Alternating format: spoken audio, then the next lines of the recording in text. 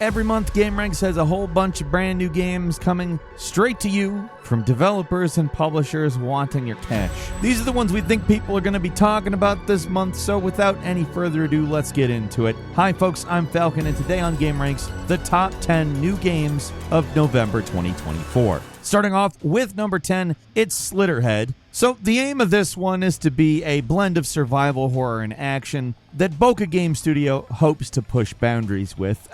Boca Game Studio being the mind of Keiichiro Toyama, who was the creator of Silent Hill and Siren. So that's quite a pedigree. Slitterhead is a pretty interesting looking game where you have these grotesque monsters that kind of hide in plain sight by mimicking human forms. You're out trying to figure out which of the humans are, I guess, Slitterheads. I don't know if that's the right way to put it. But it's got this really interesting atmosphere. It's super eerie, unsettling, and just generally weird looking. And the action is fast-paced, maybe a little more fast-paced than I would expect a survival horror to do. So it looks like you're going to have to stay on your toes. This is kind of what I think is notable about it. You have physical and supernatural abilities, and you're fighting off these bizarre monsters that are, I mean, kind of a body horror, but kind of an art piece thing. I don't know, it's super interesting, and it's one I've been kind of keeping my eyes on, and I'll definitely be playing Slitterhead when it comes to the PlayStation's, Xbox Series, and PC November 8th. At number 9, LEGO Horizon Adventures is kind of an unexpected blend of open-world exploration and puzzle solving, LEGO and Horizon. Yeah, I facetiously say that as a question because it just seems very weird. Horizon is kind of a franchise that it's popular, don't get me wrong, but it's certainly not the kind of hit with the kids that you would expect them to make a LEGO game out of. But I think what they're doing is actually pretty wise. You see, you take the LEGO series signature charm, you add in a world that we've never seen in LEGO ever, period. It's something new while being something you expect with the sort of lighthearted humor of the LEGO games, and in theory, it might work to expand the reach of the Horizon series. That has to be what they're going for here, because they're releasing this LEGO Horizon game on the Nintendo Switch, which is more than a little notable considering it's a Sony property, and they generally take their IP pretty seriously. One thing I definitely do like is the cooperative multiplayer. That's something you can definitely do here that you can't do in any other Horizon game. So there's stuff here for both adults and kids, and if you're an adult with a kid and you like Horizon Zero Dawn and LEGO and playing games together, I think this one's a standout for you. LEGO Horizon Adventures is coming to PC, Switch, and the PlayStation's November 14th. And number 8 is Mario and Luigi Brothership. Like, how many RPG series are there of Mario with Luigi? Paper Mario, you got Mario and Luigi. I feel like there's another one, but I'm not remembering it right now. If I'm making it up, hold me accountable in the comments, but I do feel like there's another one. Anyway, we're returning to Mario and Luigi with a new twist. So this one's got space travel. You're in an interstellar spaceship. Looks like we got all the same quirky humor and turn-based combat and unique mechanics that Mario and Luigi is known for. It's kind of just a quirky game series in general. And I mean, if you keep making Mario and Luigi RPGs, it's eventually going to be in space, so here we are. I don't think the story is going to exactly blow your tits off or anything, but I don't think we play Mario and Luigi for the story. We play it for the camaraderie, strategic gameplay, tag team combat, just the unique stuff that's here that you can't really get anywhere else. I mean, you can get camaraderie and tag team battles and turn-based strategic game, that kind of stuff you can get, but you can't get it with the Mario Brothers. Well, I mean, except for in the other RPG series I mentioned and the hypothetical possible one that might exist. I can't remember right now. It sounds like I'm making fun of it, but like, these are actually really unique games and I really enjoy them. Mario and Luigi Brothership is coming to Nintendo Switch November 7th. And number 7, Metro Awakening brings the beloved Metro franchise back to life with a brand new story in everybody's favorite post-apocalyptic dystopia.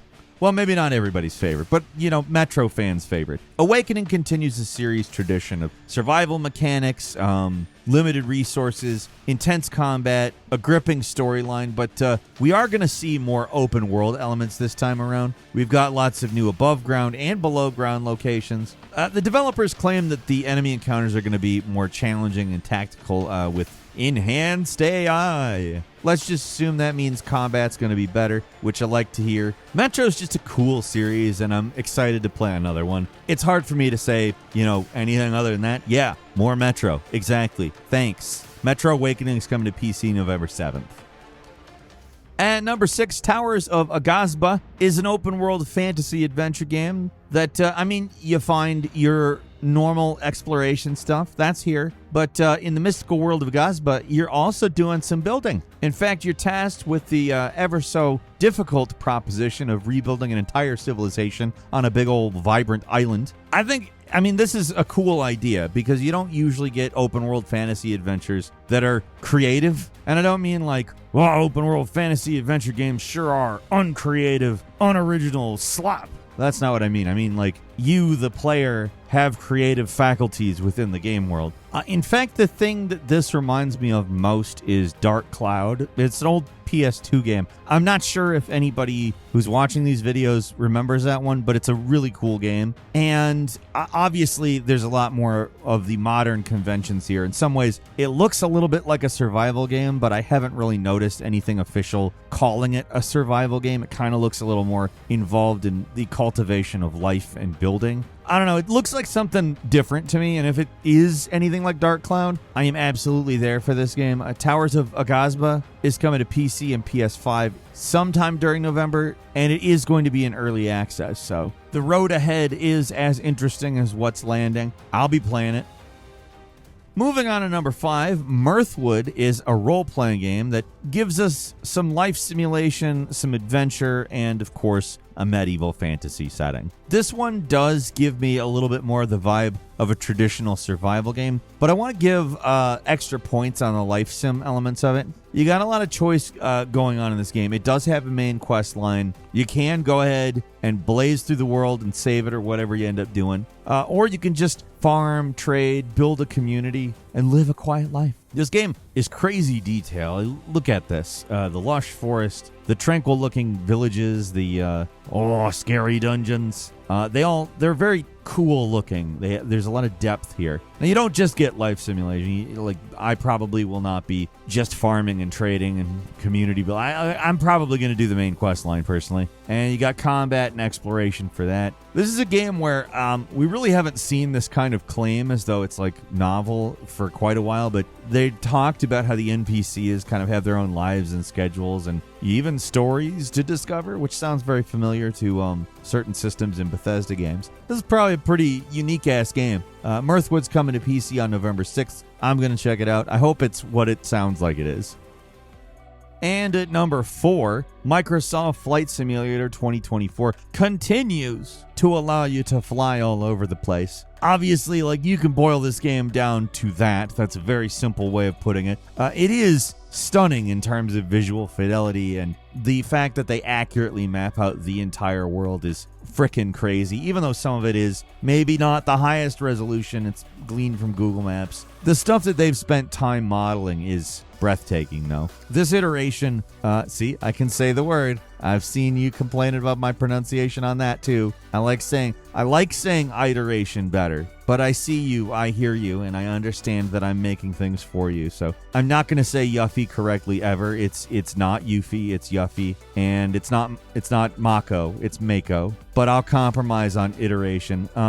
You got prop planes, you can pilot over small cities, and it's Flight Simulator. I'm compensating for the fact that it's Flight Simulator. It's an iterative series. There are minor improvements, and then there's more craft, and there's more AI and stuff like that. Flight Simulator is great. I don't pretend that I play it on the most simulator-ish modes. I play it on the I could actually do this modes. The ones where you don't have to know how to actually turn on the plane. Anyway, so Microsoft Flight Simulator is coming to Xbox Series and PC November 19th. And number 3 is a new RTS game called Empire of the Ants. Very rarely do you play an RTS in which the setting is an ant colony and the units are the ants. This is actually based on a novel that I didn't know existed. I guess it's very acclaimed. It's by Bernard Werber. It's called Empire of the Ants. I kind of don't care because it's an ant RTS. You don't need to tell me about the book. I think that's both hilarious and intriguing in the best possible way. Like, you don't normally set games in anthills and advertise your blend of realistic simulation and strategic warfare. Like, the closest I can think of is Sim Ant, and I don't know if I played that when I was so young. I don't even remember if there's combat in it. I don't think there was. It's a classic though, and this has all the makings of a classic because obviously the Ant RTS market isn't exactly saturated at the moment, so assuming it's a good game, it's one of the best of its kind. They're claiming that the way the AI works, every decision that you make matters. That could mean a lot of different things. I assume that's purely tactical. I don't think there's a narrative associated with this, although it is based on a novel, so I could be wrong. How could I not want to play Empire Advance, though? It's coming to PC on November 7th. At number 2, the eagerly awaited Path of Exile 2. Hey, have you been waiting to continue the dark, intricate, intriguing world of Rayclast? Been aching for some deep customization options and a complex skill tree? Well, Path of Exile 2 is coming soon. So they've completely revamped the original campaign and given you a new campaign, as well as updated visuals, character classes, all of that kind of stuff. It's interesting because the original Path of Exile campaign, it's here, and there's a second campaign as well, but they both lead to the same endgame content, which is, it's different. It's not something I necessarily recall in anything else, at least recently. They've also revamped the gem socketing system. Gives you more freedom in building your character's abilities. Materia, I'm not knocking it. I'm actually quite happy. It's not like Path of Exile didn't have it, so it's a good system. It's also not exactly the same. It's whatever. If you did do any microtransactions of the original, if you did buy any expansions in the original, all that carries over to the new game too. It still maintains the free-to-play model where it's cosmetics. That's what you're buying, which and also obviously the expansions. I mean, where else are you going to get the same balance of lore, character building, and fine, detailed, challenging combat? It's Path of Exile 2. I think that this is going to be one of the best RPGs of the year. I expect we're going to hear a lot of high praise of this one. It's coming to PC, the PlayStation's Xbox Series, and Xbox One on November 15th.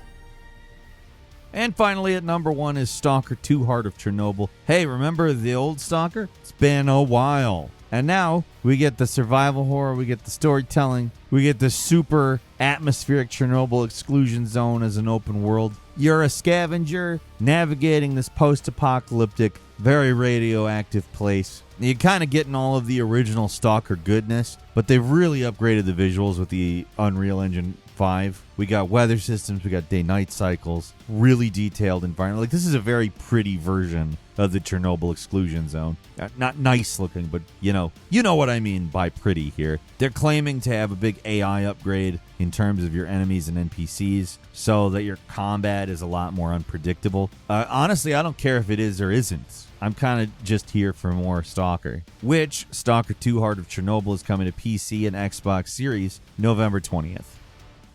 And as a bonus, let's talk Planet Coaster 2. You want a big old crazy theme park, but you don't want to go back to the first Planet Coaster because you want, better graphics, more options for coaster design, more in-depth park management. Well, if you look at the bullet list of what they're selling Planet Coaster 2 on, it's got all those things and more. I'm particularly happy they have added terrain manipulation in a what seems like not bizarre way. That's a nice thing. But as you know, Planet Coaster, and really any game of this nature, is just for making big ol' insane death traps, and that's exactly what I'm going to do in Planet Coaster 2 when it comes to PC on November 6th. That is all for today. Which game are you most interested in? Is it here on this list or not? Like I said, we brought up the ones that are most likely to get talked about, but please leave your thoughts as a comment, as well as click the like button. We upload brand new videos every day of the week. If you're not subscribed, now's the best time to do so. And don't forget to enable notifications so you can see new uploads every single day.